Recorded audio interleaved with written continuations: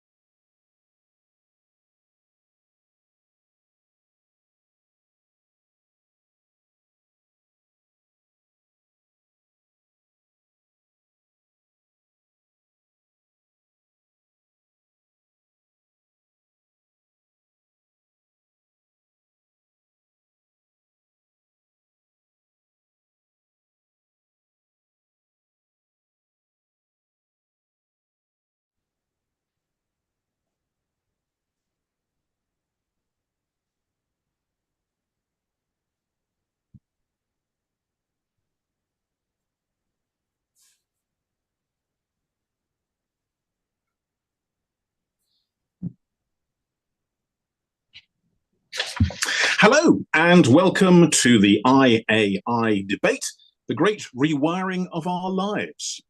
Now, the true object of all human life is play, proclaimed G.K. Chesterton. Hello.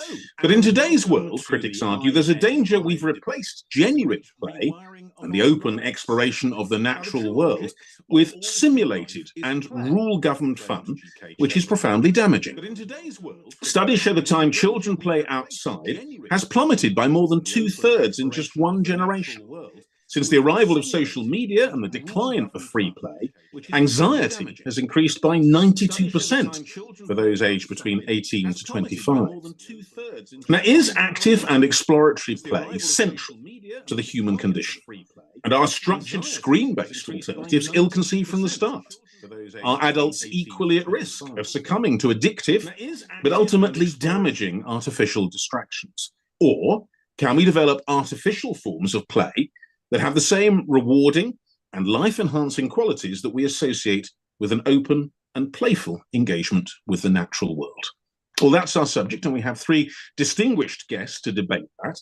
Jonathan Haidt is a psychologist and professor at NYU. He's made groundbreaking contributions to the psychology of morality and moral emotions. His latest book is The Anxious Generation: How the Great Rewiring of Childhood is Causing an Epidemic of Mental Illness. Also joining us is Katharine Birbalsingh, known as Britain's strictest headmistress. She's the founder and head teacher of Michaela Community School, a free school established in 2014 in London. Birbalsingh is outspoken in her views against smartphones in schools. And also with us is Emily Edlynn. She's a clinical psychologist passionate about integrating science and common sense in parenting guidance to support healthier and more sustainable lives for parents. She's an award-winning author of the book Autonomy: Supportive Parenting. Well, welcome to you all. And as this is the normal way with these kind of debates, I'm going to invite each of you, first of all, to take 3 minutes to answer our lead question. Now, that question is, can artificial forms of play, like social media or video games, ever be generally good for children? Or were structured screen-based alternatives to play ill-conceived from the start? And are they ruining childhood? Now, I'll come to you, Jonathan, to answer that one first, if you would, for 3 minutes. Certainly. So the question as written, can artificial forms of play ever be generally good for children? Certainly they can. I've sometimes come in and seen my daughter talking on, I forget what platform, while they were doing some other game, and they were laughing together. When children are laughing together, that's really good. One of my concerns is that girls especially are spending a lot of time on social media where you don't laugh together. It's all asynchronous. Whereas the boys at least are on video games and they have headsets, that's synchronous. But let me note, the boys are missing the most nutritious part of play, which is rule adjudication. Jean Piaget pointed this out. The boys get in conflict and they spend a lot of time making the rules and enforcing them, deciding it. None of that happens with video games because the platform does all of it.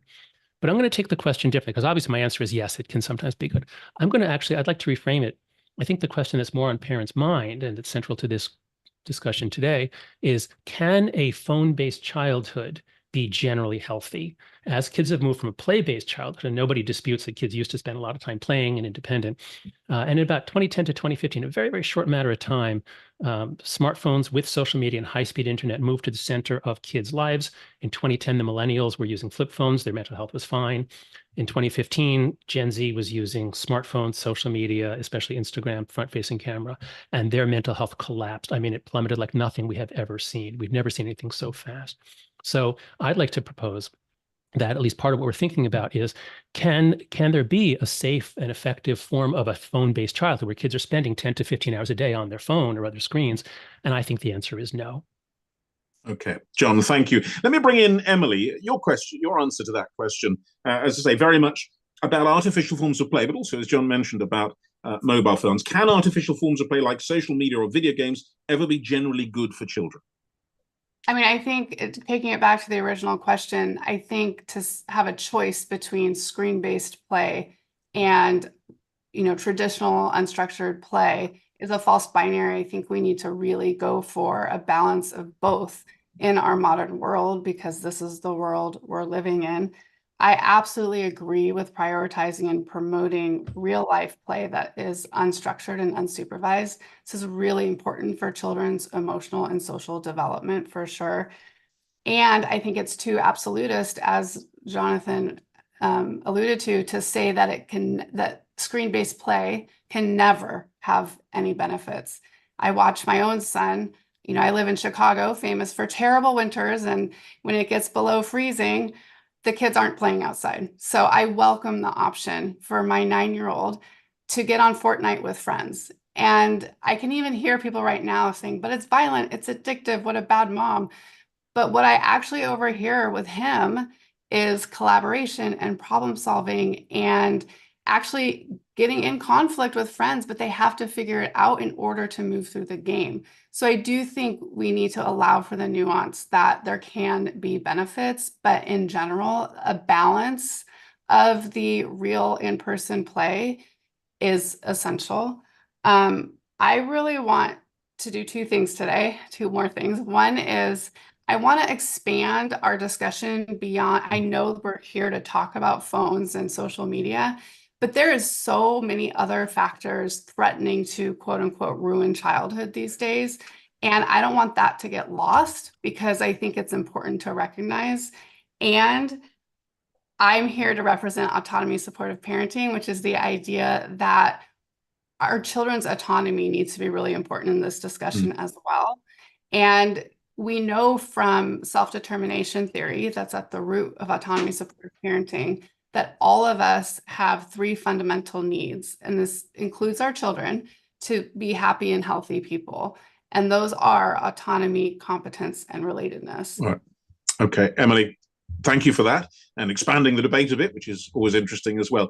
And Katharine, let me finally come back to you, and I will repeat the question so we're all aware of it. Can artificial forms of play, like social media or video games, ever be generally good for children? Or were structured screen-based alternatives to play ill-conceived from the start, and are they ruining childhood? Katharine? Well, it depends, obviously, on what you're using the screen for. If you allow your child unsupervised access to the internet to just troll through the internet, access social media, to meet any number of undesirables out there, to watch beheadings and rapes and all kinds of horrifying things, then obviously that's a real problem. It's also the case, as we were just discussing, Emily was just saying that you can obviously restrict the amount of time that your child spends online. Let's put Fortnite aside. Let's imagine it's Monopoly, or let's imagine it's chess. Clearly, if your child is playing chess online, you don't have a problem with that. But it's how careful are you at making sure that he then doesn't wander off into these horrifying spaces online? And how often is he on there? So if he's doing that for half an hour a day, even an hour a day, it's not a big deal. But as Jonathan said, they're often on there for 10 to 15 hours. And the thing is that the poorest children, the most disadvantaged children, are often the ones who suffer the most with the culture that we have created, because their mums and dads aren't home necessarily to watch them. The mums and dads have several different jobs, several different children. It's very difficult for them to be able to manage this. And I sometimes feel that middle-class people make these pronouncements about, oh, well, it'll be fine. And meanwhile, my families are really suffering as a result. Now, just anecdotally, we don't just ban phones at school. We strongly encourage the families not to give their children phones at all. And I talk incessantly about unsupervised access to the internet and how bad it is. And we're giving them all kinds of advice about how to watch the screen, because we do set homework that's on screen. So we're not anti-screen, but we need to manage it. And just anecdotally, every single year group that I've got and have had since these phones have come on the market in the way that they have, it is always the case that my bottom set all have phones and that my top set, very few have phones. So that's just anecdotally, but I can tell you, I see the kids who move up the sets. They're always the ones without a phone. The ones who move down the sets are always the ones with phones. It's just, for me on the ground, it's just so clear that we need the families who are really restricting children's access to the internet and social media means that their children end up brighter, more successful, happier, and so on.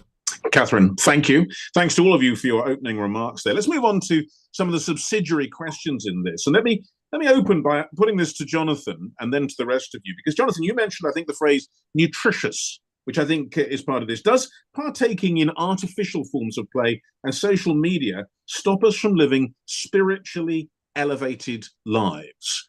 Now, I think that does rather pick up on that nutritious word you were using. What's your response to that? Oh, John, I think you're muted. There we are. You're right. So I think talking about artificial forms of play is really, again, not the right thing to focus on, because no, there are all kinds of artificial forms of play that would be perfectly fine. I really want us to focus on the screen-based life as it is since 2012. And we have to really understand the way we got into this trap is that the earlier internet was amazing. When it came out in 94, 95, we were all amazed, and young people went on it and they spent a lot of time on it and they discovered things and they played. And it was very distributed. There was not 3 or 4 companies controlling most of our eyeball, most of the cognition of our species. Things really change after about 2008, 2009. You get much more hyper-viral social media. So we're not talking, I don't want to talk about artificial forms of play. I think those are probably fine, a lot of them. I want to talk about a life lived online where your attention is governed primarily by a couple of entertainment sites. What kids are doing is not, there's almost no educational content. It's overwhelmingly TikTok, YouTube Shorts, Instagram Reels, and a few other things. These are the 15 to 30 second videos. They're incredibly addictive. Emily mentioned autonomy, supportive parenting. I'm a big fan of DC and Ryan. I'm a big fan of autonomy. What I see over and over again in kids and in my students at NYU is they do not have autonomy because they're hooked. They're addicted to TikTok. Some of them spend 5 hours a day just on TikTok and then 10 hours a day on everything. And I say, well, why don't you quit? And they say, well, I can't. I mean, they're so addicted. This is not autonomy. And especially when we're talking about children, when we're talking about 8, 9, 10-year-olds, no. If we're gonna give them autonomy outside, if you send them out with a phone, they're gonna sit and use the phone. So that's on kids. Now, your question was more about spiritually elevated lives. At the end of The Anxious Generation, when I was almost done, I read a whole book on kids, and I realized, wait, I haven't said anything about adults. Because we're all feeling it. I mean, most people feel we're fragmented, we're overwhelmed. This isn't healthy for us. Now, our mental health hasn't plummeted. That's why I didn't focus on it. But we feel fragmented. My first book was called The Happiness Hypothesis. It was about ancient wisdom. And over again, what I realized is a life spent on social media, not screens, not artificial, life spent with a lot of social media teaches us to act in ways that are the exact opposite of ancient wisdom on so many levels. So the ancients tell us, judge not, lest ye be judged. Be more forgiving, be slower to judge, quicker to forgive. What does social media do? A life on Twitter says, judge now, right now, because if you don't judge right now, you're going to be judged for not judging. And you don't need context, just slam this person publicly. It's performative. And so a life of fragmented attention, not still and meditating and thinking. Life of quick judgment and anger. Well, versus just explain slow. what you mean by fragmented, Jonathan. I'm not quite clear. You mean fragmented in the sense of not continuous? Yeah. So I remember what it was like to read a book, and I would sometimes spend hours reading a book. I can't even do that anymore because there's so many other things coming at me. And I'm an adult. I had a normal childhood, and I had executive function develop in my prefrontal cortex. Kids who are growing up with multiple screens, and this is a thing about Gen Z, and one screen is not enough. It's not enough stimulation. Their brains are so accustomed. They've adapted to the rapid fire dopamine release of Fortnite, other things. They often need two screens. So this is something I see Katharine nodding. Every teacher I talk to, like, our kids can't pay attention. Their attention has been fragmented into tiny little bits. They can't do anything. I'll bring Katharine in a minute. I would like to bring Emily in on that because, John, to talk about the autonomy issue and how that plays into it. So what do you have to say on that?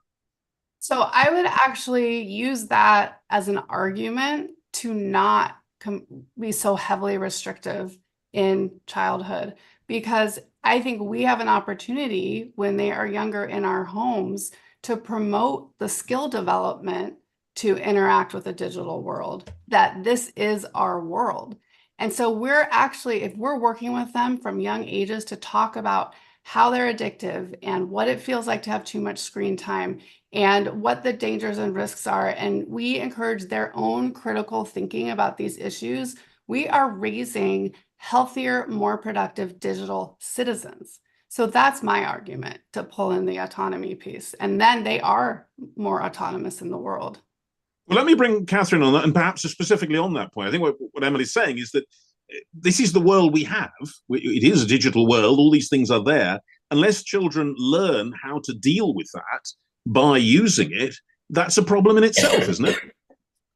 Yes. Katharine? Well, you know, I do an assembly with them where I show them a chimpanzee who has his own phone, and he is clicking on it and he's scrolling on it, and he finds other videos of chimpanzees that he watches and he likes them, and he's just a lovely little chimpanzee.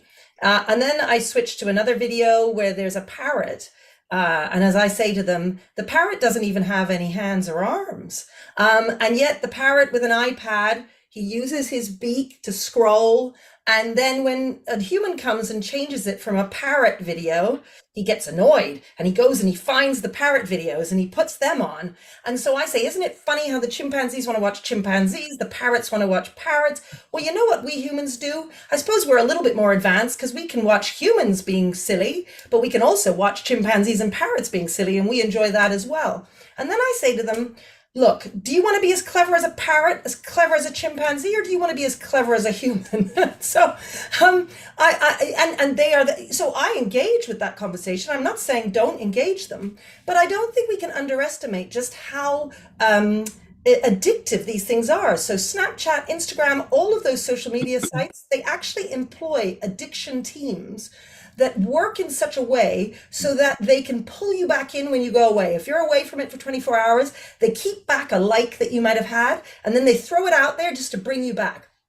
And now I've lost count of the number of children who will say to me, I'm just addicted, miss. I don't know what to do. I very much want to give it up, but I can't because I'm addicted. And so, I try and warn the parents of this. And then the parents come and say, what do we do? What do we do? And I say, well, you should have listened to me 3 years ago when I told you not to give them a phone.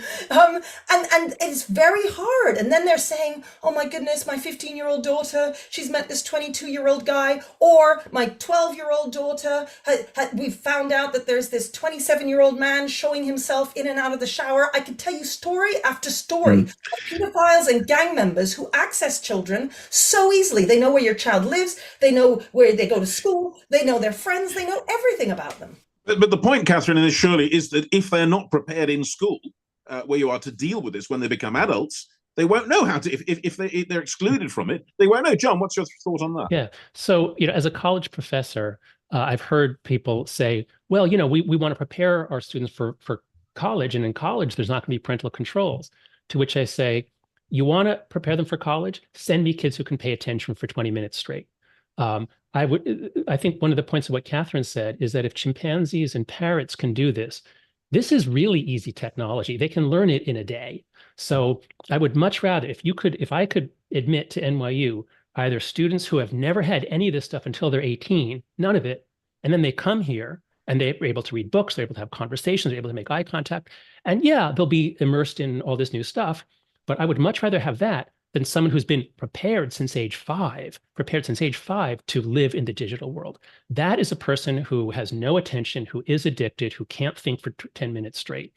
So I think and the fact that educational attainment in the United States has been going up and up and up since the early 70s, slow but steady. Early 70s, yes, it went down during COVID, but the decline started after 2012. We're going up and up. They start going down. The PISA data set around the world, human children are getting less intelligent, or at least they know less.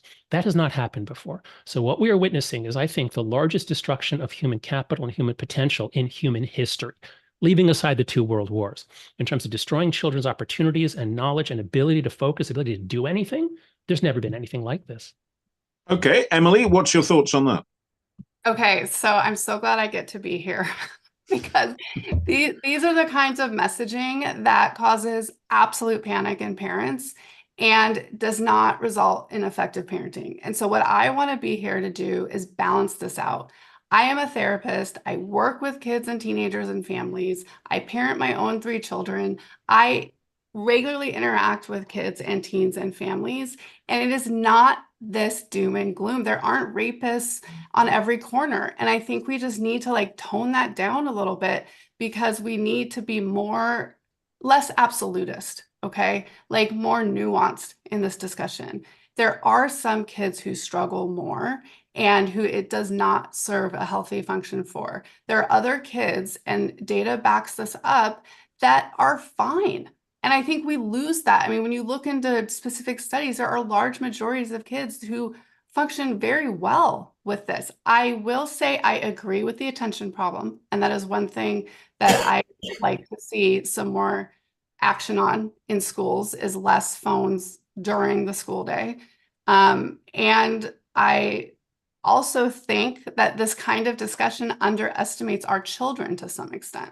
And we need to be, expecting our children to develop important skills, but we need to be having these important discussions and allow them opportunities to experiment in safe ways with the digital world to really learn how to be productive and healthy. Okay, John, I noticed you want to come back on that. Yes. Emily says that this kind of messaging is causing panic. In past moral panics, that's been true. The media is fueling the story that kids are reading comic books and then they're killing their mothers, and that didn't happen. That's not what's going on this time. This time, everyone has seen it in their own kids or in other kids they know. I can't tell you how many interviews I've done where the journalist, before the camera starts rolling, the journalist says, I've seen it in my own kids. This is not a media-induced panic.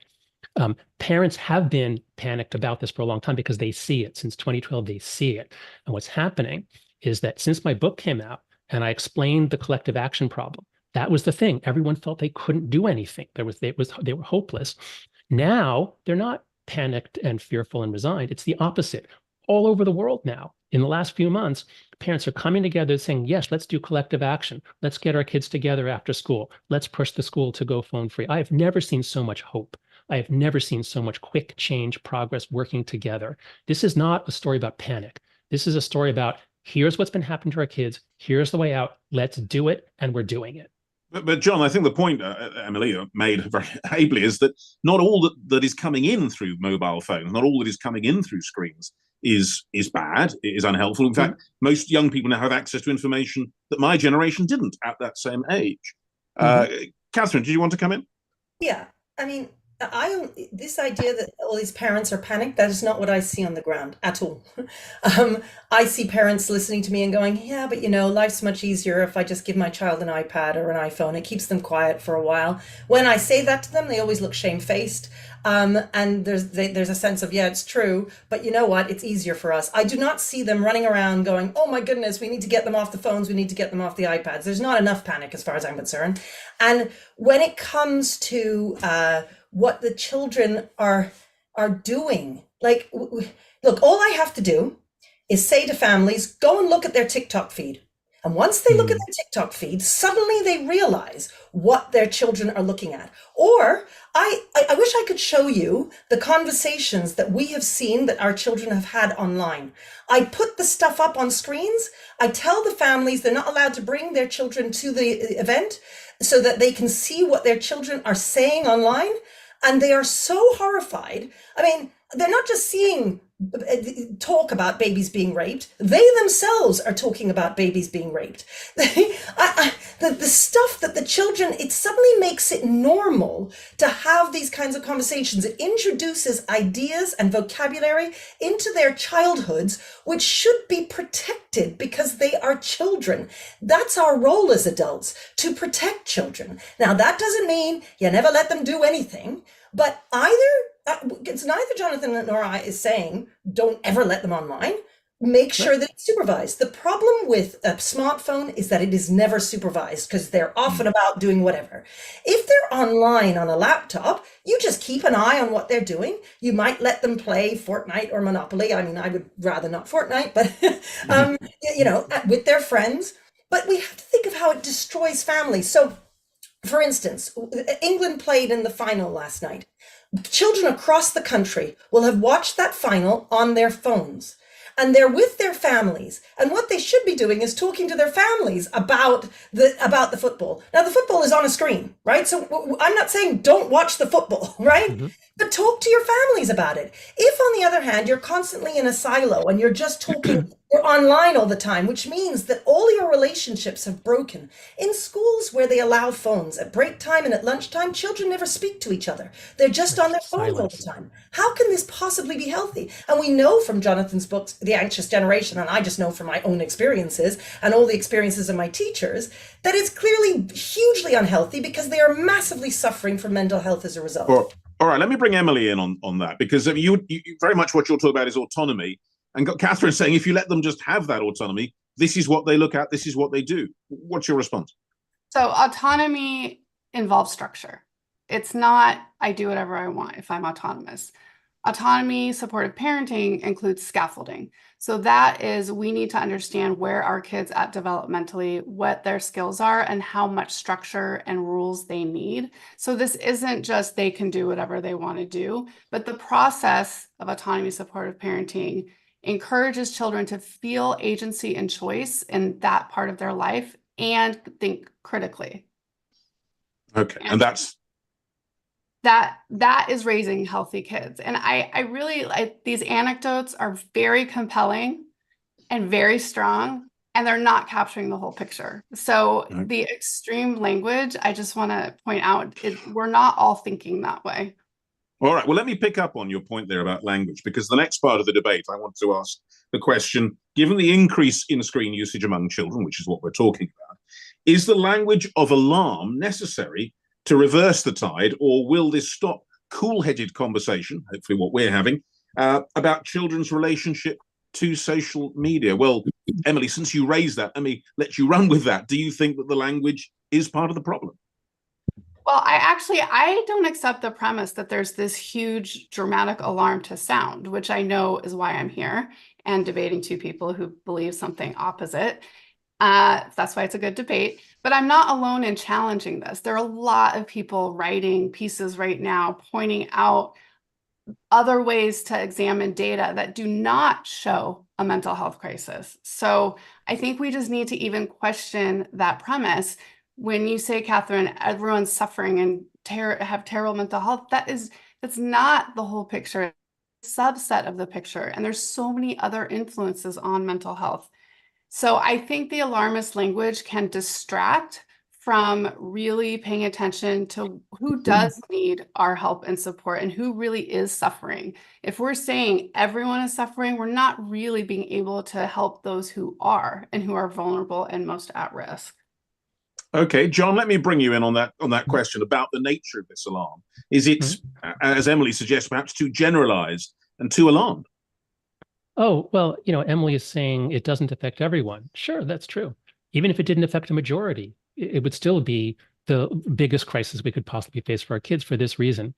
I recently found out in the US, we give warning labels on toys that have small parts, a choking hazard, or that have a string. Do you know how many people choke to death in America every year? About a dozen. Look at TikTok. TikTok has the choking challenge. I can't get exact numbers, but it's something like 20 or 30 documented cases of kids who've choked themselves to death just from TikTok, one TikTok challenge.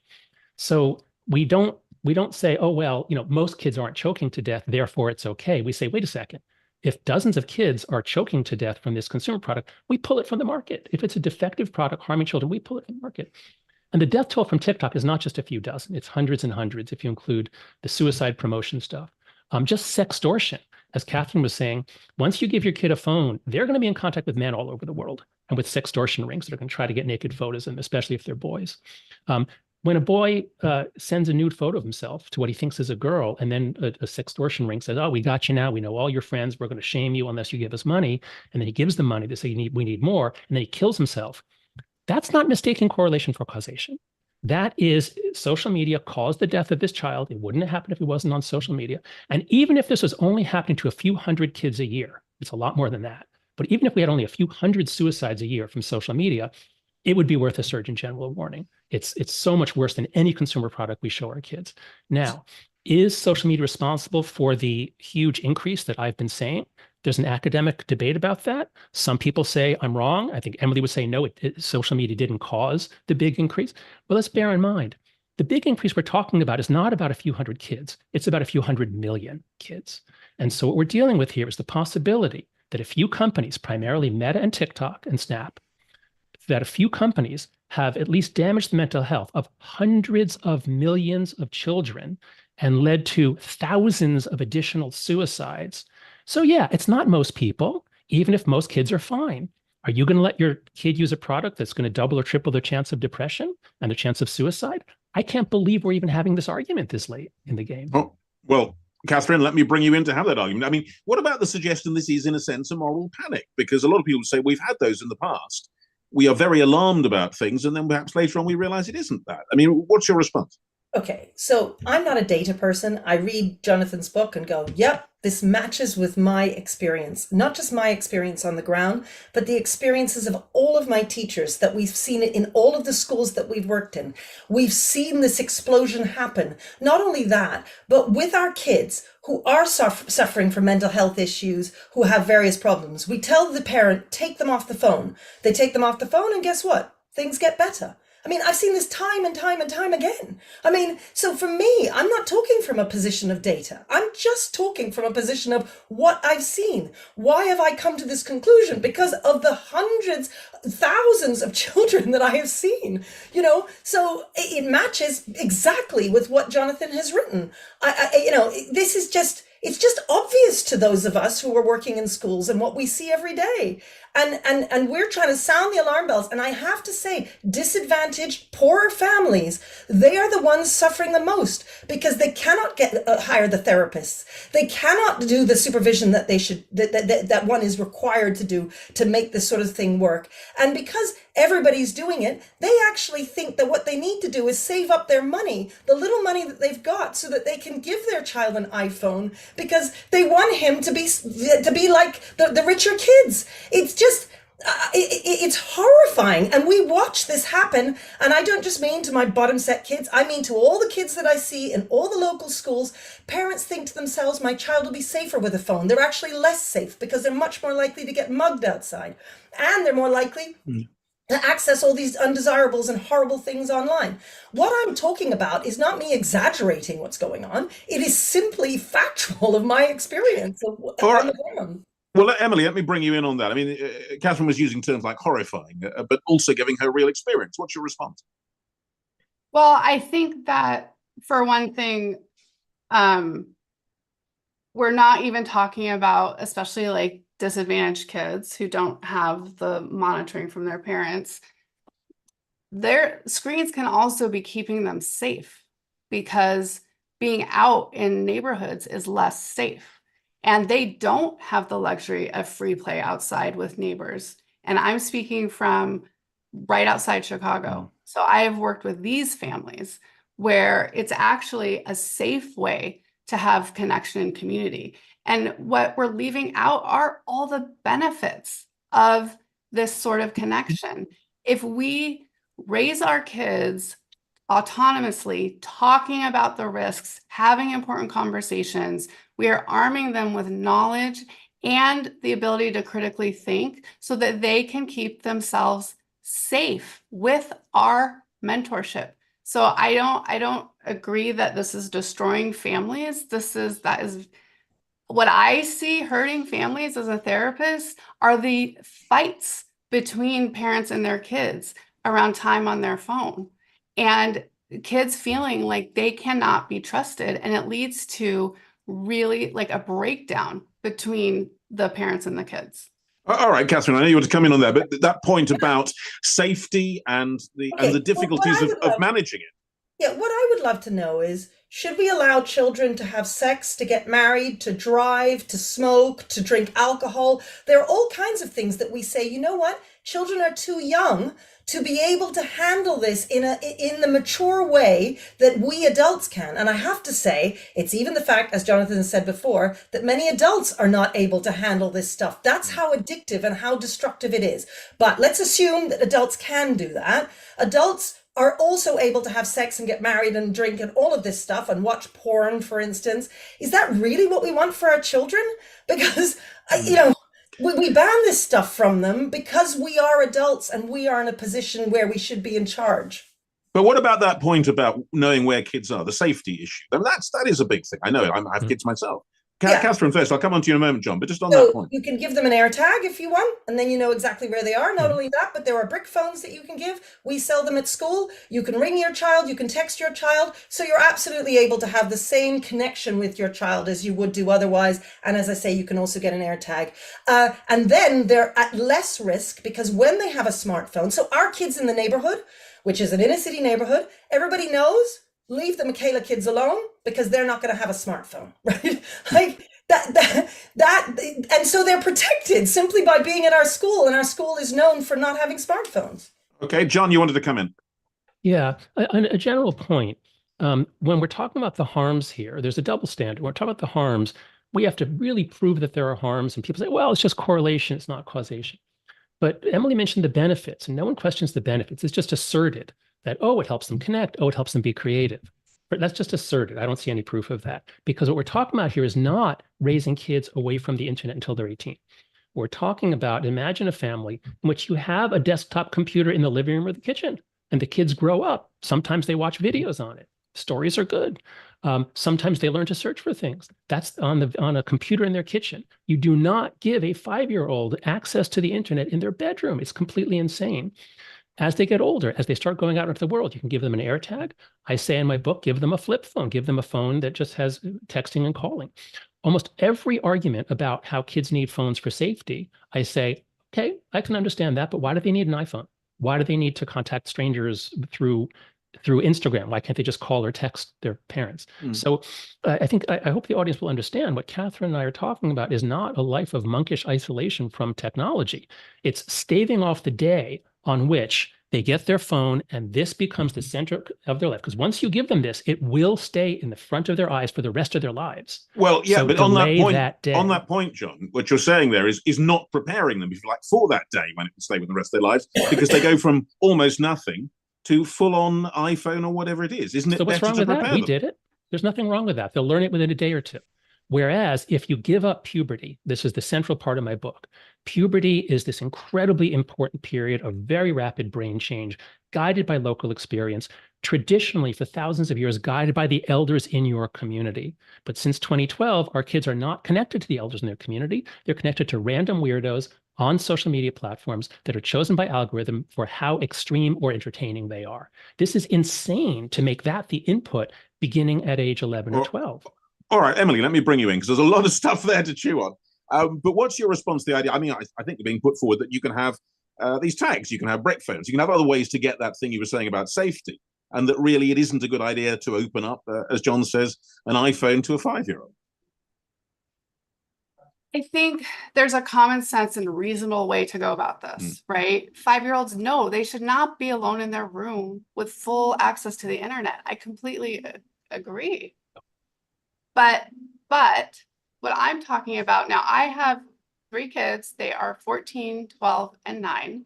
And we are one of many families who started things earlier than we wanted to because of COVID, right? And now we're kind of picking up the pieces and renegotiating the norms in our family as well.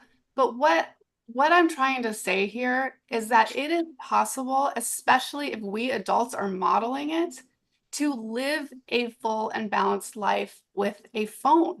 They are not going anywhere. So we have to figure that out, and we need to help our children figure that out. And then they are more equipped, including how to spot predators. That is incredibly important. And I do want to say, I do support social media companies having more oversight and regulation and not able to create these algorithms that are incredibly addictive. That just sets all of us up for harder work. So I do support collective action in certain areas for sure. I just want a more balanced approach and with our kids.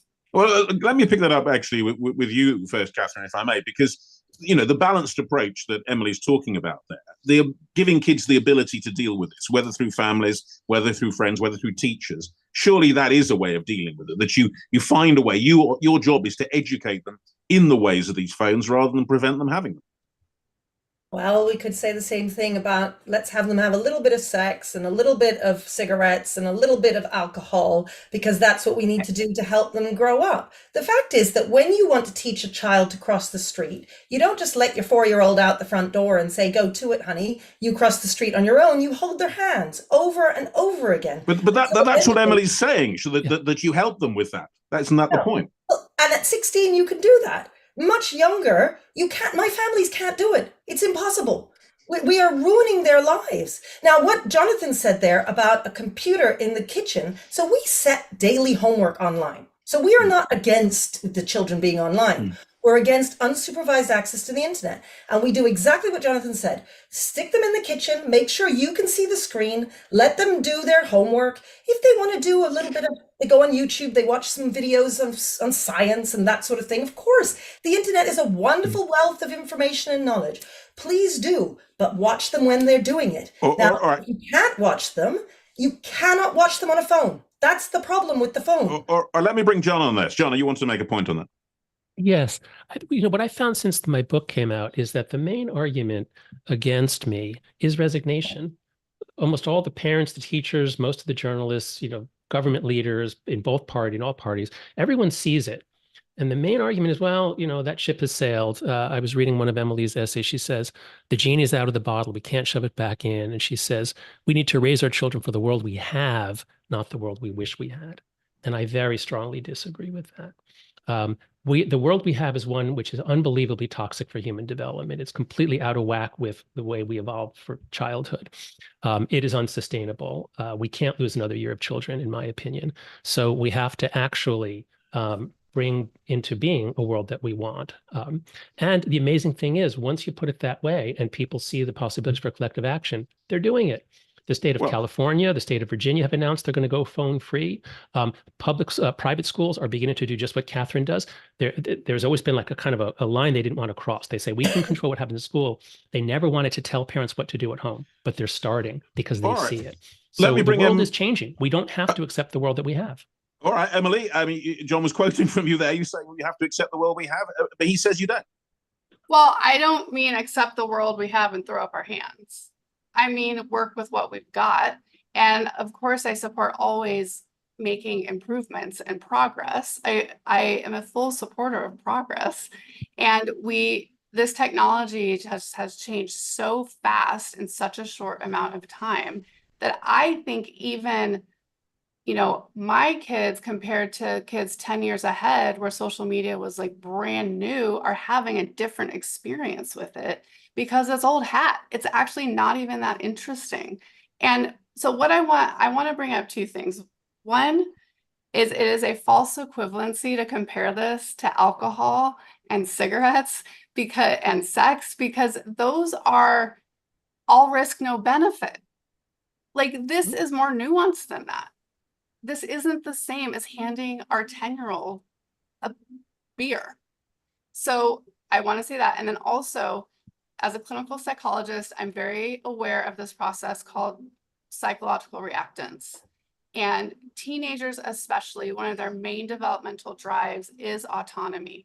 And when they feel thwarted, and this is true for all of us, when we feel thwarted, when we are told we can't do something we want to do, we want to do it even more. And so I think we need to think about how we're approaching this and the unintended consequences, because all of this, Katharine and Jonathan, you are coming from places of wanting to protect children. And I fully embrace that. I really do. I'm just seeing how we protect children as a different pathway. Okay, now I want to come back to you on that, Katharine, in a moment, but let's move this argument into the place which I think we're going anyway, as a result of what we're saying here. Should we consider banning for screens for children under a certain age and removing them from schools, or would collective action make this impossible? Very much what Emily was saying about the impossibility, perhaps, of enforcing these kind of things. Katharine, I mean, as a teacher, I mean, you do ban, to some extent, phones.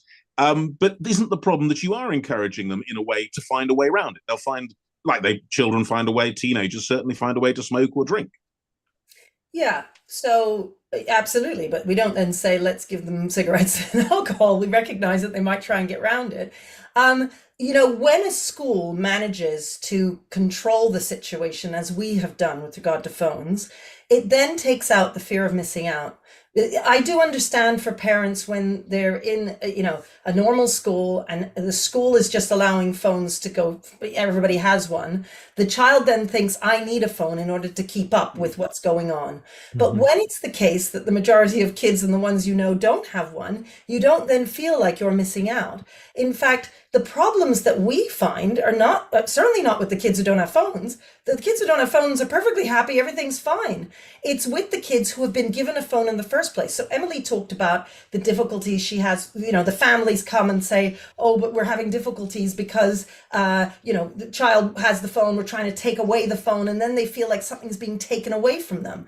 But if you never give them the phone in the first place, then you don't have that situation. The laptop in the kitchen is the hand holding. That's the scaffolding that you are allowing children to build up from. And then when they get to 16, you allow them a phone. And perhaps you ban certain social media sites, and then eventually you add on a few more and so on. That's how you scaffold it. If, on the other hand, you give a phone to a primary school child, they are not able to handle it. They just simply don't have the maturity and the skills to be able, just like they don't have the skills to cross the street or to pour a glass of water. The fact is these things need to be built over time. And at 16, you can then allow them the phone and slowly and gradually introduce them into that world. John, you were nodding to that. Yes, no, absolutely. I agree with everything that Katharine just said. I would just add on, Emily referred to the forbidden fruit effect, that if you forbid a fruit, it becomes more attractive. Yeah, that's a real thing. But what's the strongest drive in an adolescent? Is it to do the thing that's forbidden, or is it to do what everyone else is doing? What they're really, really afraid of is being the only one who's left out. They're terrified of being, Mom, you can't take my phone. I'll be the only one. Whereas, as Katharine says, the ones who don't have phones, especially if they can play with each other, they're fine. They're actually generally happier.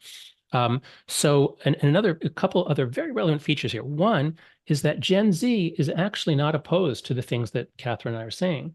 In previous moral panics, young people weren't saying, please, comic book makers, please stop making comic books that are so addictive that we can't stop and that make us kill our mother. Like, they were not saying that. Whereas you have a lot of Gen Z organizations now, they're saying, I cannot find a Gen Z person who's writing a defense of the phone-based childhood. Lots of them are saying this really messed us up. So Gen Z, and even when you do a phone ban in school, there's some resistance at first, but generally speaking, once they see that it's all of us, I'm not left out. And actually, we're talking between classes. We're laughing. We're talking at lunch. So this is very, very relevant. The Gen Z is largely on board with this once they experience it. And a final point about your question about removing so much screens from schools, the iPads, the Chromebooks, all that.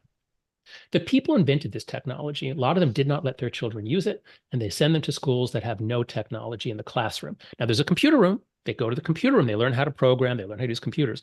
But the people who made this technology know that their kids are not going to be able to be educated if they have the world's greatest distraction device right there on their desk, or two of them, or one in their pocket and one on their desk. So I think for all these reasons, it's just crazy that school has become about personal screens on your desk. And that's exactly when school performance began to drop. So our starting assumption should be that huge distraction technologies on their desks are damaging their educations. All right. Emily, let me reply. Let you reply to some of that. I mean, I suppose that the key idea here is that we could, both Katharine and John think, get to a point of banning smartphones in schools at least. Would you want that? Would you think that was a good way forward? I'm kind of open to it because I do see the implications for attention and learning. And I think that's really important. I know in our high school where I live, they have to put their phone in a home when they enter the classroom. So their phones are not sitting with them during class. And then, however, they have them throughout the school day. What I've seen looking at this issue is that the biggest barrier, at least here in the States, are parents.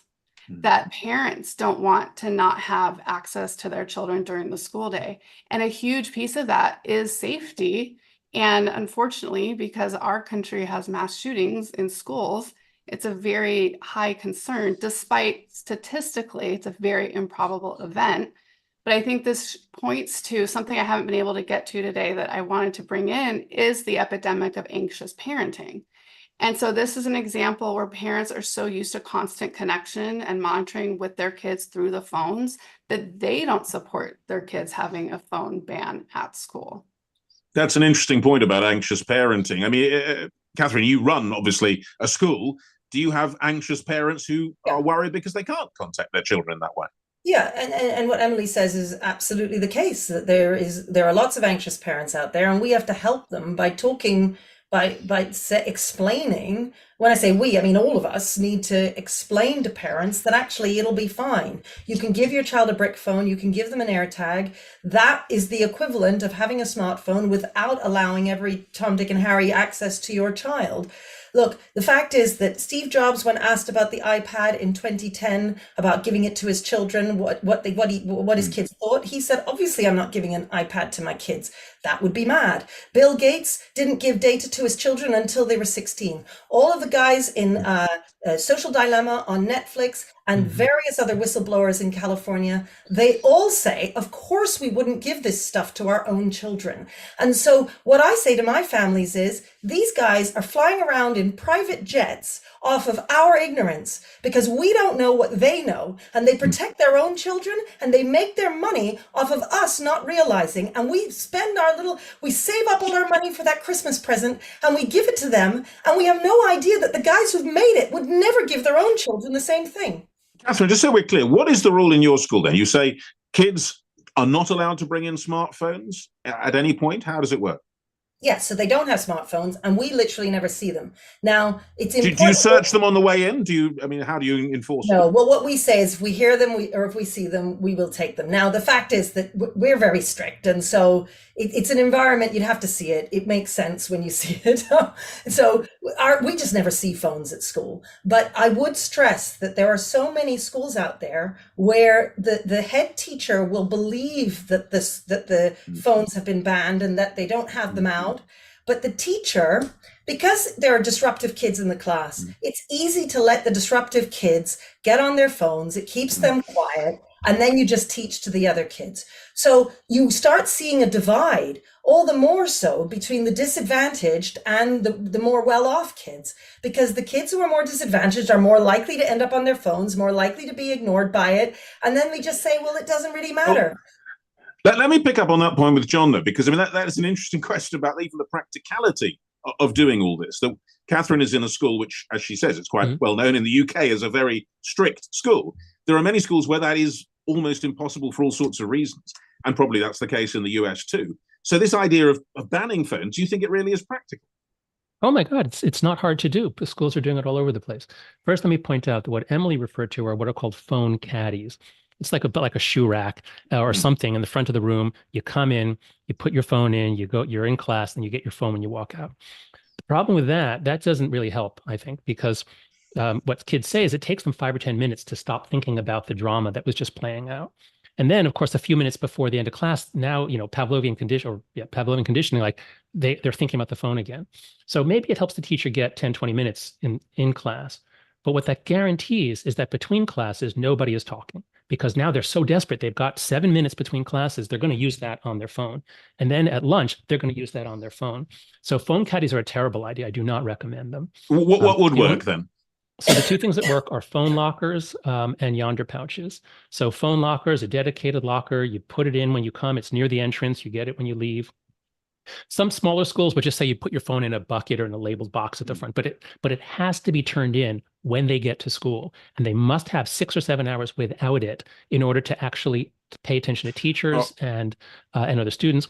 The other alternative, which is sort of easier, less parental objection, is these lockable pouches. You have a magnet that opens it as when you buy something that has a shoplifting tag on it. These work pretty well, although the kids know, they used it in my daughter's school in 7th grade New York City public schools. The kids just go on YouTube, you find 5 ways to open it. So you can open a yonder pouch, unfortunately. But all the reports are that yonder pouches really do improve things a lot, because even though some kids are cheating, most are not. Okay, Katharine, I know you want to come in briefly, but then we'll have to come back to Emily. So just a brief point, if you would.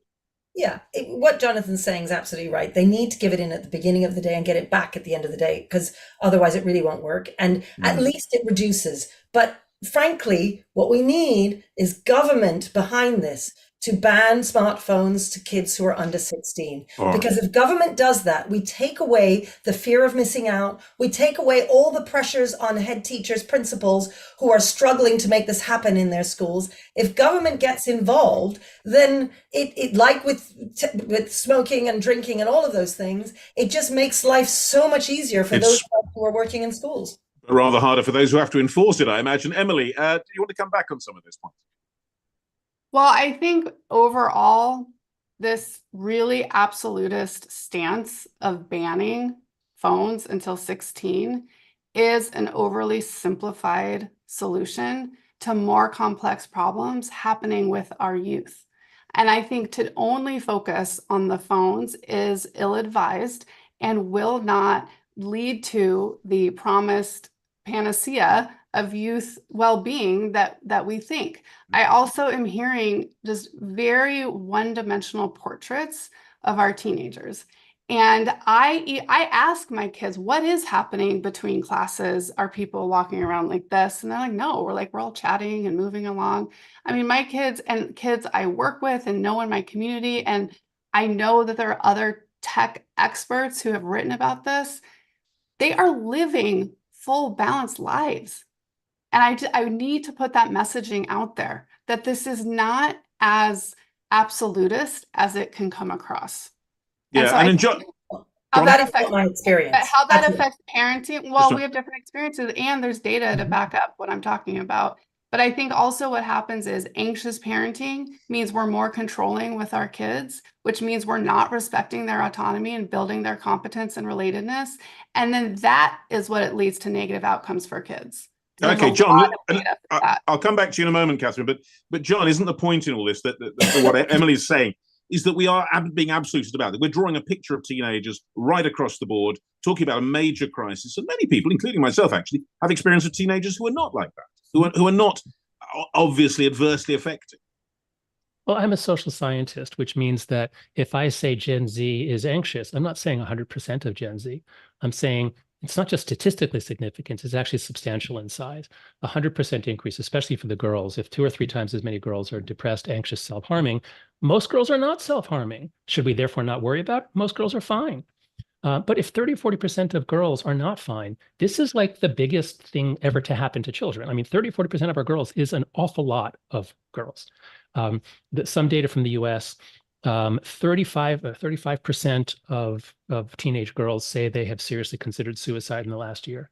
24% of girls say they have made a specific suicide plan. And that's up from 10 or 11% back in 2010. So yeah, it's not most of them. Most of them are not suicidal. But, 25% of girls being suicidal, that's pretty serious. All right, Emily, do you want to come back on that?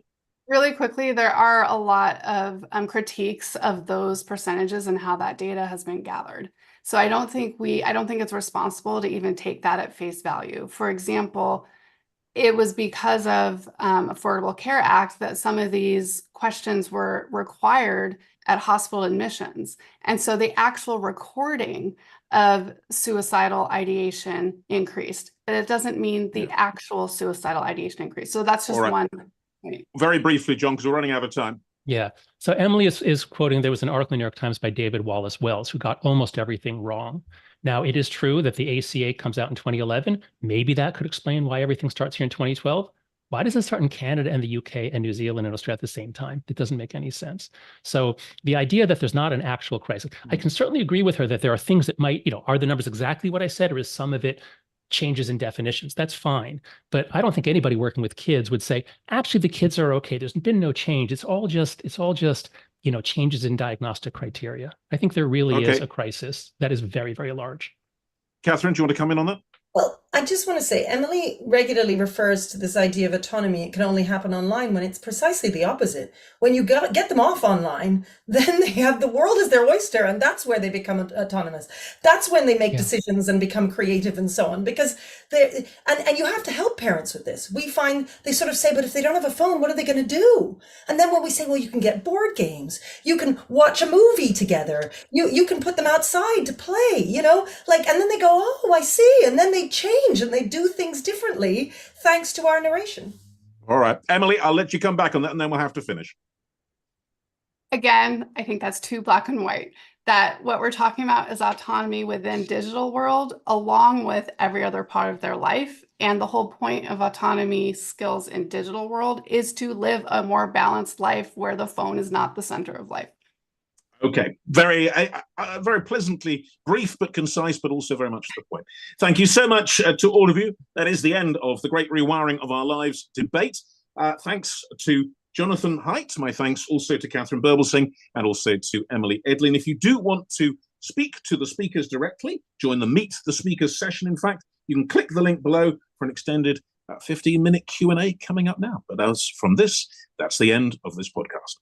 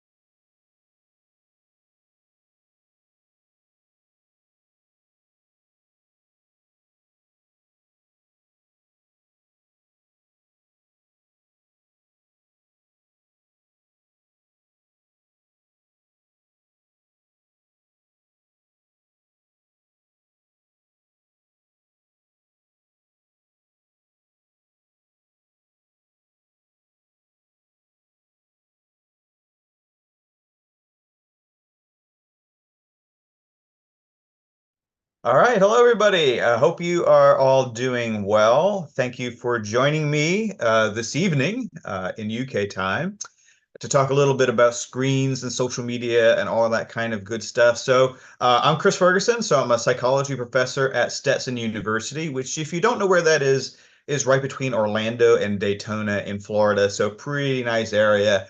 It's a little bit hot and sticky right now. I sometimes joke that British summers are kind of like American or Florida winters at any rate. And yes, it is named after the hat guy. Sometimes I get that question too, by the way. He had a bucket load of money and just dumped it on a university, and he got it named after him back in the 19th century. So but anyway, that's not what we're here to talk about. We're here to talk about whether screens are causing a mental health epidemic, particularly among young people. And I'm going to focus really a lot on social media specifically, although you could really swap in smartphones or screens more generally, and we could have pretty much the same conversation for the most part. So some of you probably were part of the debate, I think, that took place right before this. And hopefully that went well and you all got a lot from that. But I'm going to talk a little bit about the actual data, some of the research that's been done in this area. As you can tell from the title, I'm kind of leaning on the side that there's probably not great data right now to suggest that this is causing a mental health epidemic among young people, but it is good to get both sides. So hopefully you got a little bit of that from the other folks that were on the debate beforehand. So anyway, so let's get into it and let's see, hopefully, oops. And of course, I'm already having my first technical problem. The slide, there we go. Okay, the slide finally moved. Okay, so this is what I hope to kind of go through a little bit today. I know I have a limited time, so I really am going to try to get through it in about a half hour and leave some time for questions and answers. But these are the main issues I hope to get to. So there definitely are other folks, other scholars. Probably the most prominent, you probably have heard the name Jonathan Haidt and Jean Twenge or Twenge. I can never really remember how to pronounce her name. Jonathan was probably part of the debate that just occurred. So I think they're probably the most prominent people kind of on the other side, if you will. And they make this case for harm, and I certainly think you should, listen, hear what they had to say and take their view.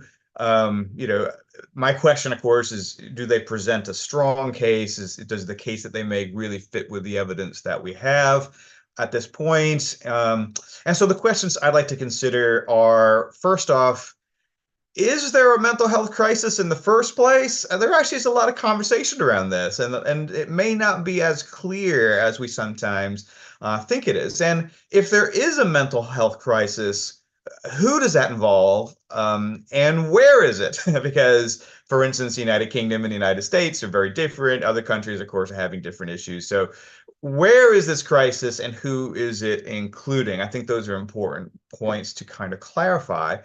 If there is a mental health crisis, is there evidence to suggest that social media, smartphones, or screens more generally are part of the problem? Are they causing it? Now, I'm going to focus in on social media kind of specifically. Like I said, I mean, the evidence for smartphones as opposed to social media is pretty similar. Same thing for screens in a more general sense. Now we're including like video games and television, other sorts of things. Evidence is all pretty much the same. So we can kind of swap these things in fairly interchangeably and really have the same conversation for the most part. So I'm going to talk a little bit about some of the causal evidence from experimental studies, and I'm going to talk a little bit about some of the correlational evidence from basically survey studies of kids and their families and things like that. And the third issue I hope to touch upon is this issue of moral panics. So the extent that sometimes society comes to conclusions about new media technology that are not a good fit for data. And how can we recognize that? So how can we be a little bit more alert to those sorts of phenomenon when they occur? Because we seem to be really bad at it as part of the problem. So, all right, so let's get into some of these questions. So, I mean, I think the first thing to think about is really trying to clarify, is there a mental health crisis, and what do we mean by this? Like, where is it happening and who is it involving? And the answer here is actually kind of complicated. So I've seen kind of arguments on both sides that maybe this is really more of its own moral panic, or maybe this is really this like international looming problem I think the truth is kind of somewhere in between, a little bit. So that's why I kind of say, like, I think there's sort of a mental health crisis, but the narrative around it may not be entirely accurate. And what I'm going to do is I'm going to focus a lot. I'm going to make the argument that suicide data is actually, if we're going to look for time trends in mental health, that suicide data is the most reliable sort of trend tracker. Now, people might say, well, of course, most people who are mentally ill don't necessarily even think about suicide, so, it is certainly, one part of the larger puzzle, but it's probably the most reliable data. The reason for that is fairly straightforward, and to kind of put it bluntly, a body is a body and they can be counted pretty reliably. There are some reporting changes that occur, and we'll talk a little bit about that. But generally speaking, it's probably the best time tracker, kind of like how homicide is the best tracker for violent crime. Other types of data have really kind of proven to be unreliable. So the other two sometimes large groups will hear about are self-report data. So these are teens or other groups of people who are reporting on their mental health in surveys or in other ways, perhaps. Some of the problems with the self-report data is that they are subject to a lot of unreliability for a lot of reasons. Some of the things that have happened, for instance, both in the United States and internationally, diagnostic standards changed in the 2010s. So both the American Psychiatric Association and the WHO, the World Health Organization, released new diagnostic criteria for most mental illnesses right around 2013, and it's been ongoing for the WHO. So that causes a lot of problems in tracking diagnoses and even self-reporting and that sort of thing. There have also been a lot of efforts to really kind of destigmatize mental illness. On the positive side, some people even argue maybe it's actually become incentivized, that's actually become kind of trendy to be mentally ill, or to claim that you have a mental illness at least. Or at least that we're kind of like taking minor anxieties and minor sadnesses and redefining these as trauma or depression or things that are more clinical than we would have thought of them as being 20 years ago. So all that kind of impacts the self-report data, and it adds a lot of confounds. It makes it really kind of difficult to know that if people are reporting more things today than, say, 10 years ago, is that really true? Or is it simply due to diagnostic changes or changes in the way that people report things, reduce stigma, et cetera, et cetera. Same thing people sometimes refer to, for instance, like hospital data, so hospital reporting on self-injuries or suicide attempts. We know pretty conclusively at this point that a lot of that data has been, corrupt is a hard word maybe for it, but certainly confounded by reporting changes, at least in the United States and in the UK. So there have been reporting changes that have occurred in the 2010s that are now looked to be responsible for a lot of the sort of increase in some of those numbers. So I think, therefore, that the suicide data, while not perfect by any means, is probably the most reliable trend tracker over time. So what we see there is, this gets to the where question. If there's a mental health crisis, where is it occurring? And it seems to be largely limited to the United States. So what we see in the United States, using Centers for Disease Control, the CDC, I'll refer to them a few different times, is that there has been an increase in suicides in the United States over the last decade and a half. But that has been for all age groups, other than the very, very young and the very, very old. So for most of the age span, we've seen a cross-generational increase in suicide in the United States, with the worst outcomes for middle-aged adults, for the most part. So there does seem to be kind of a mental health problem, but it doesn't seem to be a teen thing. And I'm going to show this in a graph, pretty soon. So youth suicides have gone up. Teen girl suicides, which we oftentimes focus in on, have gone up. They are still very rare compared to middle-aged adult suicides. And the absolute number of increase in middle-aged suicides is larger by far than for teens or teen girls specifically. So it doesn't seem to be a teen thing, which I think is where we've made a lot of mistakes in talking about suicide. Also in the US in 2022, which is the last year we have data for from the CDC, youth suicides actually decreased, and decreased significantly, whereas older adult suicides did not. So there's a bit of a discrepancy there too. Now that may be just a one-year blip. We don't know if that's going to be a trend where youth suicides are going to keep going down.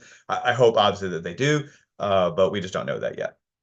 In the UK and Europe, there's much less evidence for a trend. We just don't see a trend in youth suicides over time across countries. And I'll talk a little bit more about the European data and other Anglophone countries, so other primarily English-speaking countries.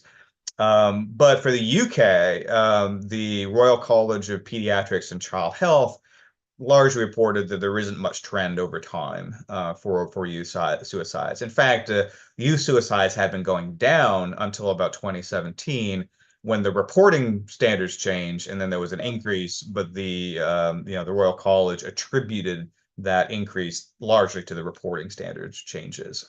So again, there just doesn't seem to be a pattern in the UK for the kind of effect that we might expect if an increased use of social media was causing problems for kids. So I'm going to put that in some graphs here, because I think sometimes looking at these things visually helps quite a bit. So this is the US data of suicides in the US for different demographic groups in 2003 and 2020. That's just when I put this graph together, that was the last year that was available.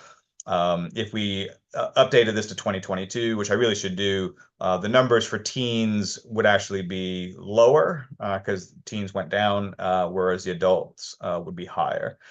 So the trend we're seeing here would actually be more dramatic, not less, in 2022. So you see teen girls over here. This is the per capita rate of suicides. Teen girls really just aren't killing themselves a lot. That's great. We don't want them to, obviously. Teen boys kill themselves much more often than do teen girls, but there's been a lot of focusing on teen girls. And a lot is because there has been an increase, as we can see, over time. And however, if you look over here to Caucasian American men about my age, I'm actually just about to hit 53, so I'm a little older than this, but numbers would be very similar.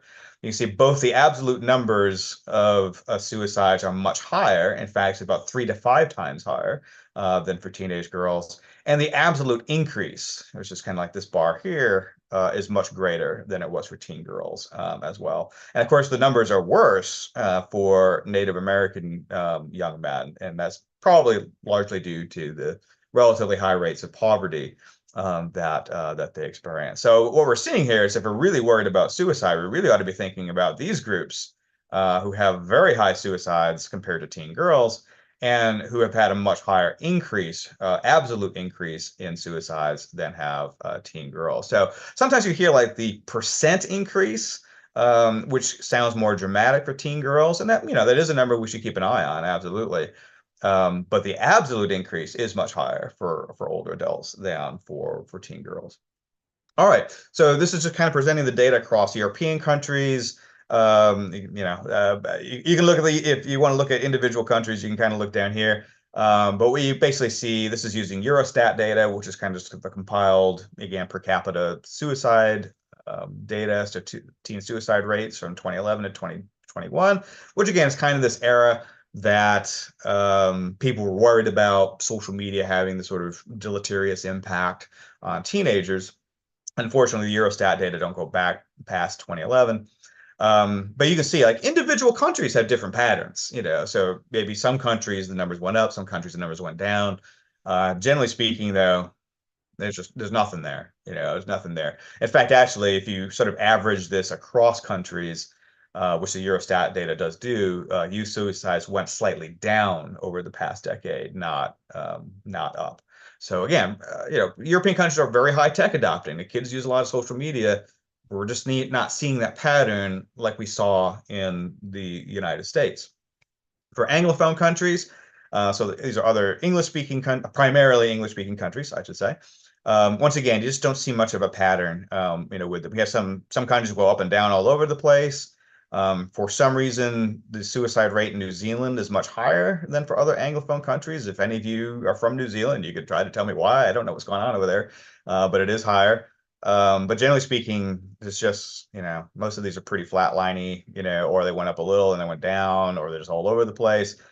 You can see the American trend line here a little bit, so you can see where it did go up, it went down a little bit, it went up, and then it's now actually going down again if we extended this to 2022. So the CDC haven't put the 22 data yet into the the main database. WISCARS is called for suicide. Yeah, they released a report, but they haven't put in the database, which is why it's not on here yet.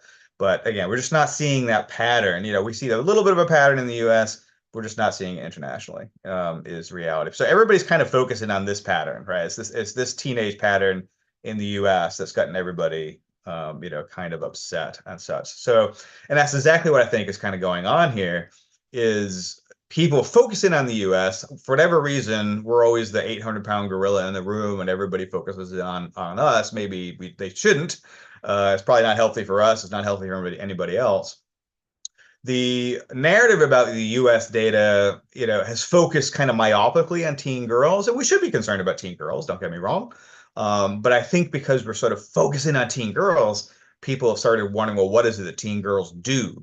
As opposed to looking at this as a more holistic issue that is affecting kind of families and intergenerational mental health problems that are going on in the U.S. So I think that's kind of a problem with the U.S. narrative here. According to CDC data, and Mike Mayles has done a really good job of analyzing some of this data, to the extent that youth report having severe mental health problems. So this is a different set of data from the CDC, where youth are reporting suicidal ideation and very serious depression.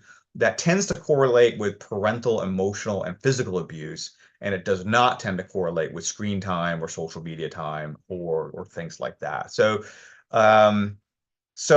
that sort of suggests to me that there's a kind of a trickle-down effect, and I'm going to show that in a few more graphs as well, perhaps, that there's something going on intergenerationally. It's happening with parents, and some of that is trickling down, either because the parents are committing suicide, which creates problems for the kids, or the parents are abusive because they have mental health problems, and that is causing problems for the kids. So we should probably be looking at this as a holistic family issue, which we're neglecting because we become so focused in on worrying about screen time and social media and that kind of stuff. And once again, we're not seeing the same trend. So most of what sort of drove this narrative was this trend in teen suicides in the US. We're just not seeing that trend cross nationally. Again, maybe some countries are, some countries aren't, but we just don't see that. Other high-tech adopting countries just are not seeing, any problems with teen suicide or mental health the way the U.S. seems to be experiencing it. So those, again, are tentative conclusions. The other thing that sometimes come up when we have the kind of dialogues is sometimes people will say, well, that's all well and good, but, what? If it's not social media, then what? What other things, can you use to explain teen suicide or teen mental health problems? And some people say, well, there is nothing else. Of course there are. Of course, there's plenty of things. Now, I'm going to show you just a couple examples. This is not an inclusive list or exclusive list, I guess is the right way of saying it. This is not an exclusive list. There are other things. There probably, with a little creativity, we come up with dozens of these. This data is correlational, so I'm not asserting, I may sort of hint towards it a little bit, but, we don't have causal data, to be very, very clear with this sort of thing. I might speculate a little bit, but I am speculating. So first off, of course, we have the correlation between, this is all teen, I'm going to present teen girl suicides. If you did a teen boy, you get the same results. So per capita teen girl suicides and per capita suicides among their parents' generation, essentially. And you can see very strong correlation, over time. You can reanalyze this with time series analysis, and which basically kind of looks for lags in time. So does early parental suicide predict later teen suicide? And the answer is yes, once again. So that suggests that it's maybe something more than a chance correlation or an ecological fallacy. It's still correlational data, but it suggests there's something important, possibly, that is going on there. And this is why I kind of argue speculatively, for sure, that there's some kind of trickle-down effect that's going on here, that something's happening with the parent generation, and that is trickling down onto the teenagers. All right. We can look at teen girl suicide and income inequality in the United States as represented by the Gini index, which is a pretty well-known measure of income inequality. So tragically, we see income inequality has gone up in recent years in the US. We're a little bit rough about it anyway, but it's gotten worse, and that has happened about the same time as teen suicides have risen. Again, this is correlational data. It does survive time series analysis. So it's probably not just a chance necessarily, but it is correlational data. And I'll present one more, but again, I mean, I've done more than three. There are lots of other ones we could look at as well. A little bit of a less of a clear correlation, but it's actually, if you actually do a correlation analysis on it, that actually is still pretty strong. Teen suicides, again, per capita, and the fatherlessness rate. Now, fatherlessness is defined different ways in different studies. So just to be very clear, this rate is referring to the birth to unwed mother. Now, you might say, well, sometimes, just because they're unwed doesn't mean the father's not involved. And that's very fair. So I was being very clear. This is just the, birth to single mothers rate here.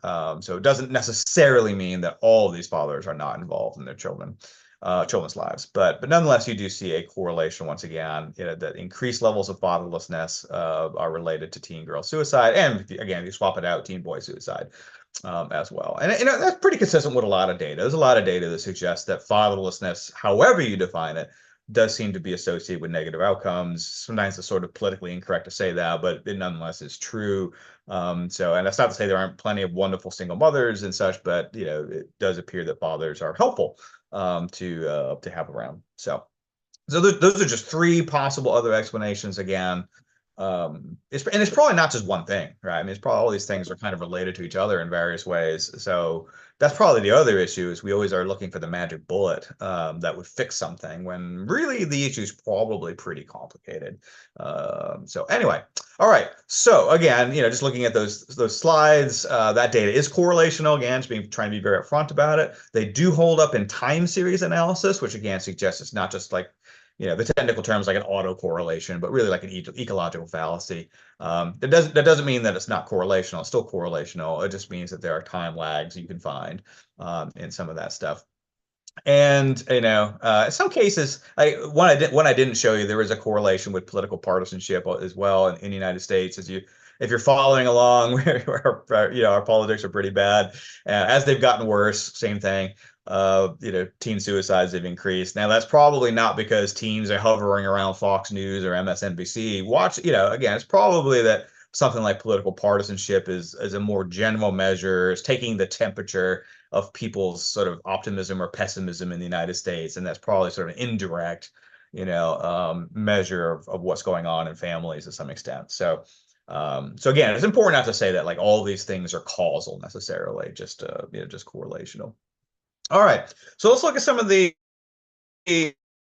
individual studies or some of the individual types of studies. So we really have two different groups of studies, and I do have to go through these kind of quickly. The time is just like roaring by.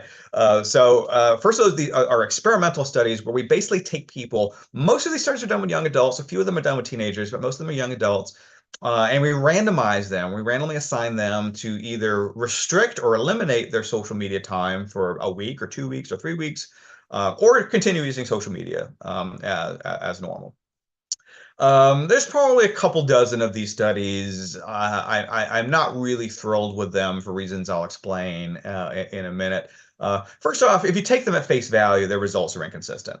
So some studies find effects, some studies don't find effects. Some studies actually suggest that restricting social media time makes people worse. So the findings are kind of all over the place. Basically, the main reason I don't like these studies is because the hypothesis is pretty obvious to the person. You have them restrict their social media time, then you ask them how they feel about their mental health or something like that. So it's pretty obvious. We call demand characteristics. It's pretty obvious to the participants what the hypothesis is, and there's always the risk with that people will change their responses in order to give you what they think you want. Okay, so that's kind of an issue. That's why I don't like these studies a whole lot. And necessarily, I don't think they're whatever they say. I don't think they're super convincing. The other thing is some of these studies are pretty big, and this is a little bit inside baseball, but it's actually an important takeaway message. So even if you don't care about social media, this is useful in other areas because it's not just a problem for this field. But a lot of studies will rely on statistical significance. I put that in scare quotes for a reason, even though the effect sizes are pretty much zero, pretty close to zero. There's a little bit off of zero, right? The Alcott study, which was a big economist study that ran, I forget the exact, it was thousands of people get run through at any rate. They found that the difference between using social media and not using social media was basically almost zero. But because the sample size was so huge, that it was nonetheless statistically significant. Unfortunately, for effect sizes that are that tiny, I mean, there's always a question about whether it's practically useful. But even beyond that question, what we know is that sometimes you get noise effects. You just get the technical term is crud, essentially. You just get methodological noise that can become statistically significant, with relatively small effect sizes. And these probably shouldn't be interpreted as success for the hypothesis necessarily. So, I always kind of say like the Alcott study, there's nothing, methodologically wrong with it other than the demand characteristics issue. But we probably shouldn't use it as proof that there's, any kind of reason to believe that reducing social media time helps people. In meta-analysis, so I did run a meta-analysis of these several dozen studies.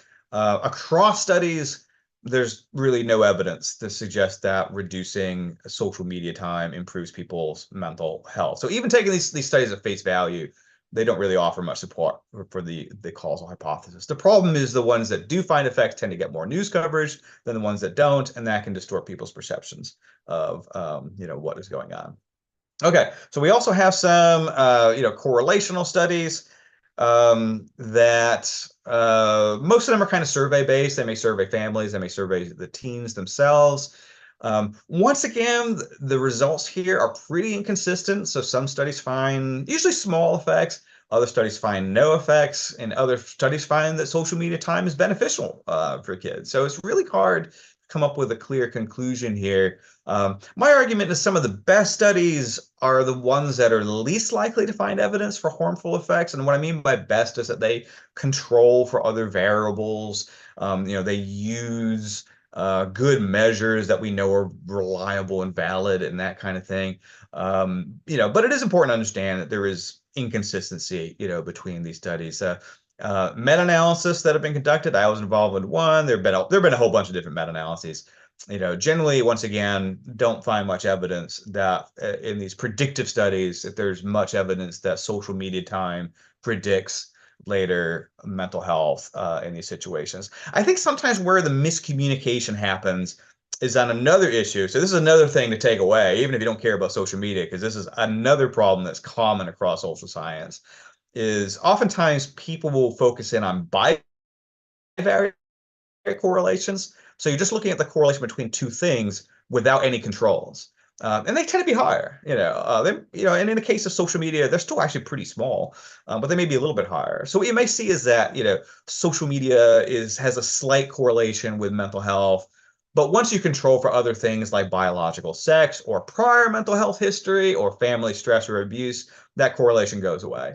But that gets miscommunicated because people talk about the bivariate effects, and that's bad. We shouldn't do that. It's bad practice in social science, and we really shouldn't do this. But we do it oftentimes, and that miscommunicates a lot of social science to the general public.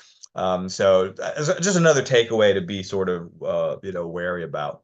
So okay, let's see if I can get this. It didn't move. So that's kind of, it's a really brief summary of the evidence. I know I'm sort of blasting through this and I don't have a lot of time left. The other thing, I actually do study moral panics in a broader sense. A lot of the research I do is on moral panic. So there is a moral panic theory. It's a real theory. It's the technical term. I know sometimes people don't like it, but it is the technical term. So we've had this history, right? As people kind of know about, there's been a history of, literally going back 2,500 years to the Greeks with Greek plays, that people were always worried about new media, new technology, whether it's video games or rock music or Dungeons and Dragons, the radio, comic books, that kind of stuff. And we can look back on most of these and recognize them as being kind of silly, but it seems to be kind of hard in the moment to recognize that we're doing the same thing that prior generations have done.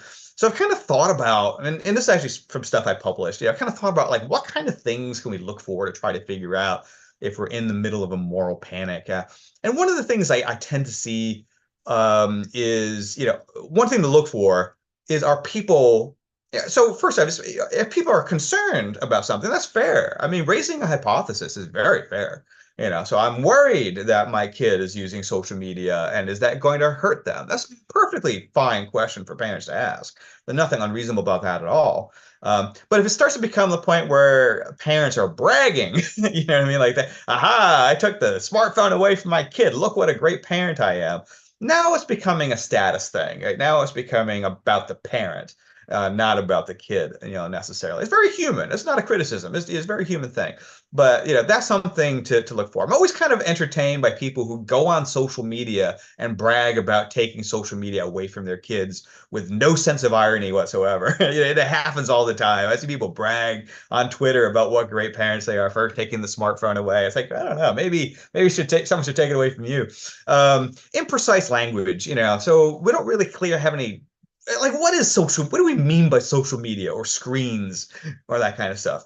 Or mental health, or what do we mean by harm?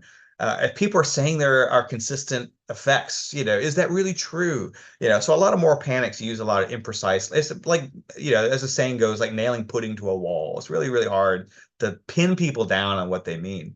Moving goalposts. So you say, well, I ran a study that finds that, teens using social media is not related to mental health. And people say, well, it's not entirely unreasonable, but there's this kind of sense of, okay, well, maybe that's true, but maybe teens of a specific group, are going to have problems. What about autistic teens, And then you kind of do, well, fair. Then you do a study on autistic teens and say, well, it didn't affect them either. Okay, well, what about these teens? What about these teens? So it's kind of like whack-a-mole to some extent. Then at a certain point, the individual questions aren't bad, but it sometimes gets motivated by a sense of really trying to preserve the hypothesis rather than subject it to, rigorous scrutiny. Having no grounds of falsifiability, like, what evidence would you accept, as evidence that the moral panic is wrong? And oftentimes there is no, there is no such thing. Citation bias. I've told you the evidence is somewhat inconsistent in some areas, but other people will say, all the evidence supports my view, and that's something to watch for. Comparisons with smoking and lung cancer, other big science findings, those are usually very spurious and usually a sign of a moral panic. Comparisons to things that aren't speech. We don't let kids buy guns, so why should we let them play, things on social media? And they're not the same, they're not the same. I was making a joke with the nuclear submarines here, but you see that a lot. Ad hominem attacks, so accusing people of being in bad faith, saying, well, you must work for social media companies, that kind of stuff. Arguments to authority. I really worry, this is not a shot at Jonathan. I like Jonathan. We get along pretty good, actually. But I do really worry about the fact that his name has just gotten so, but in both directions, this is not healthy, that this has become like the Jonathan Haidt hypothesis. It's not good for the field. It's not good for him. This is not how science should work. And it really concerns me. And it's not a shot about him and his integrity or his personhood or anything. That would be the same thing if my name gets affiliated with the other side. It's really not healthy when this sort of stuff happens. Reverse burden of proof.